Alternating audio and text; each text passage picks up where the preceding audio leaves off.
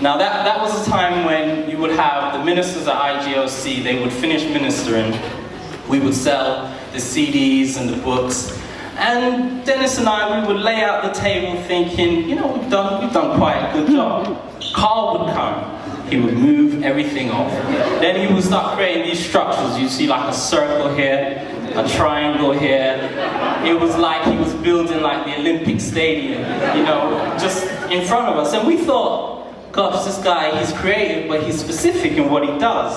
And that was the first glimpse we got of Carl, how quite extraordinary we thought he was.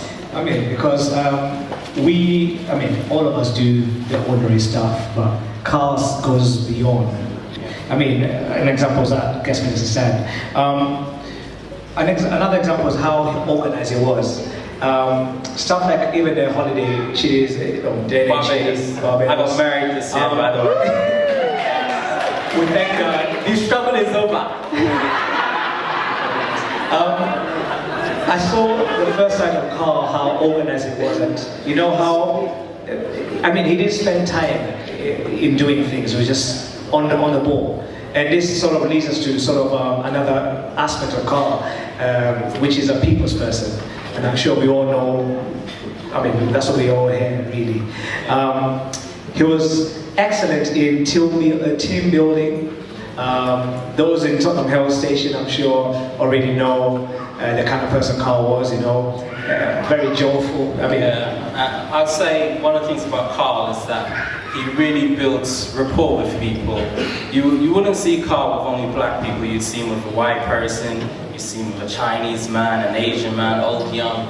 And I respect that about Carl because that is what Christ is about. And one thing that stunned me about Carl is that he had time for everyone. I don't know how he managed to find an hour for this guy, 30 minutes for this guy, and it was like, you know, the first time I actually stood with him at Tottenham Hale Station, it was like everyone was saying hello every 2 minutes, every 10 seconds, and I thought, am I standing with a celebrity? And this guy was just like, what's up, and I thought, gosh, you know, but I learned to realize that was Carl. He was just good, he just loved people. I mean, I'm sure we all agree he was an easy person to speak to, you know, open up. You can open up to him easily. I like this point here, the third one, which is unique, different, which Carl was, you know. If you look at his sense of dress code, I mean, the suit he wore, what's the term? The bling factor, isn't it? Yeah, Carl had the bling factor, right? You will see Carl, and an ordinary man just likes a suit, a normal suit, but that wasn't good enough for Carl. Carl would have the 3/4 length suit. It was like Matrix, you know? Yeah. He had like 10 rings on his fingers, and each of them was blinding you. And you think, you know, I used to wonder where he got the money for it. But he was good. He was good. What about the Big Ben? You know? Oh yeah. So Carl had what we call the Big Ben watches. Yeah. Now, you guys know. You see this just an ordinary watch, but Carl's watch would be like. And we used to think, well, what's the problem? What, you can't tell the time or something? But that was Carl. He was unique. He was different. That was his style. And I'm sure, moving on from his style to actually the hair as well. Can I talk about the hair? I'm sure, So, okay, alright, sorry. Your time is coming. You know, you explained it. Let me just talk about Carl's hair. Now, Carl had the kind of hair that women were jealous of. You see, Carl, it only took him 2 weeks to grow an afro, you know? Some women, 2-3 years. They're still waiting forever for me. But anyways, sorry. The thing about Carl is one day he would have braids, the next day he's got twists, the next day he's got the straight hair like Snoop Dogg. And the thing is, only Carl could get away with that, you know? If any of us did that, if I did that in church, people are going to tell me I backslid in, you know. Have you lost Jesus? But Carl could do that. And no one questioned him. No one had a problem with that. And we love that about Carl. That was Carl's uniqueness. And that is something I don't think anyone could ever take away or match up to. It just made him Carl. I mean, this also leads us to the point where, like, I'm sure all of you have had a text from him, an email, Facebook updates, and you know he was deep, you know. One thing I liked about Carl, how many of us have got a motorbike here? No? Yeah? Well, yeah. Carl had a motorbike, and when he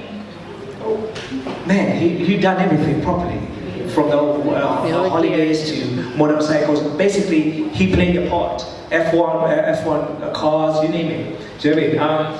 I think this will lead me now to the fifth point, which is adventurous. No, sorry, fourth. Okay, yeah, fourth. Yeah. Fourth, adventurous. I think we'll all agree that the things that Carl brought people together, there's things that we would not have already done on our own. I'll give an example. Stuff like paintballing, quad biking, archery. You know, a lot of us will probably not do that on our own time. But then Carl, as it is, always got people together. You know, and got you to actually live outside the box. You know what I mean? I think one of the things, you know, Chidi, explain to us about your time about ice skating. You know, where you had the.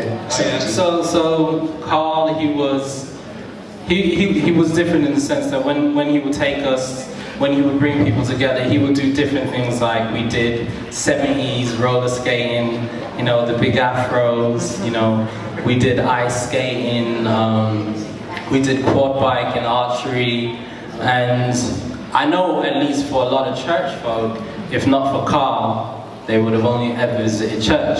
But Carl was the kind of person that would bring you to somewhere else. Just kind of brings us to our fifth point, which is that we sum Carl up by saying he's Christ-like. Now, in church, Carl is known for playing the role of Jesus. So, you know, everyone knows him as the Black Jesus. Carl is the only man that could do this. And he would have that smile, that calm on his face, and the congregation's like, Jesus. And it's Carl. I couldn't do that. If I did that, you guys would just be looking at me. But Carl did that, and he was good at what he did. And the thing about Carl is, it's not only that he played the part of Jesus, his life. He lived the lifestyle of Jesus. You know, he was a servant. He helped expressions create and build so many things. He even about the fact that he was not limited to any race or culture, as you can see there in the audience today.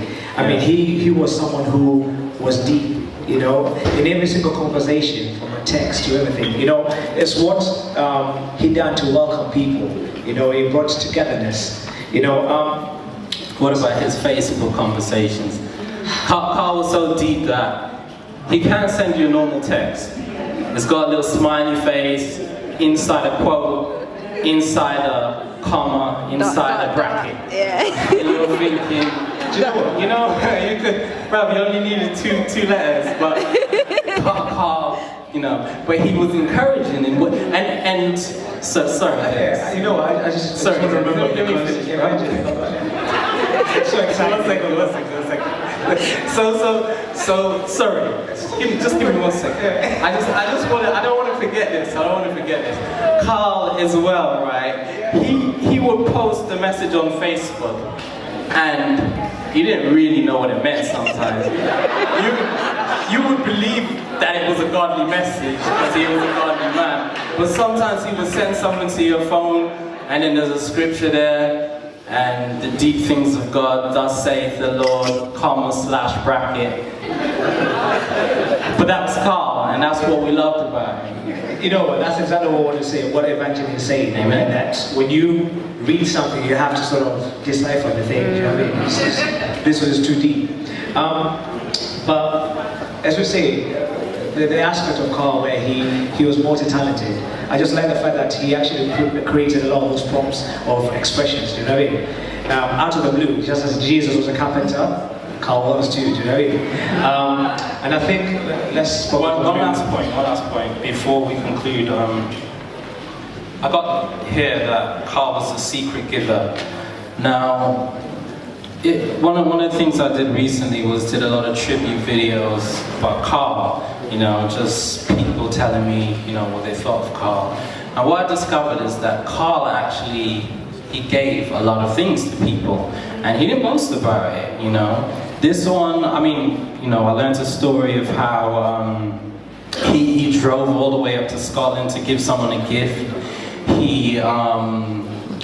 I think it was Evangeline, had mentioned she liked Krispy Kreme, and on his birthday he bought a box of 24 Krispy Kremes for her. You know, little things like, you know, even this watch he gave me for my birthday last year. Who does that? I mean, how many of you have given me a watch? But, you know, this is a chance for you to be like Carl.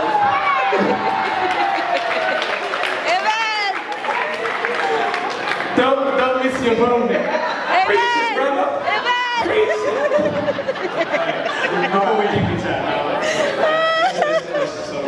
Alright, so we're going to conclude by saying that these are some of our memories of Carl. And if there's anything that we can learn from Carl, it's how to be passionate, it's how to be loving, it's how to be giving, it's how to really live life to the full. And you know, let Carl's passing away be a seed that's sown, because it's great, we're here. We miss Carl, we love Carl, but learn something from Carl's life. You know, I think Carl is probably one of the only people that could have gone at this time, and he's gone with such a testimony. You know, many of us, God takes us now, you know you're not ready. But Carl, as sad as it is, he's with Jesus. We're all sad. We're missing. He's probably looking at us thinking, it's not too bad up here actually. But you know, from us, it's a privilege and an honor to be his friends. You know, and the reason why we have actually the t-shirts, and I'm sure most of you, is so that his legacy can live on. You know, the things that he's done touched your lives. Wish you did the same thing. You know, and I mean, I think this will sort of get us to say that Carl, aka PC, rest in peace. Rest in peace. Before we sign off, we have a few t-shirts at the back. Buy them, you know. You guys share in the legacy. First come, first serve. The money doesn't go to me. It goes to the family. So, for Carl's sake, God bless you guys.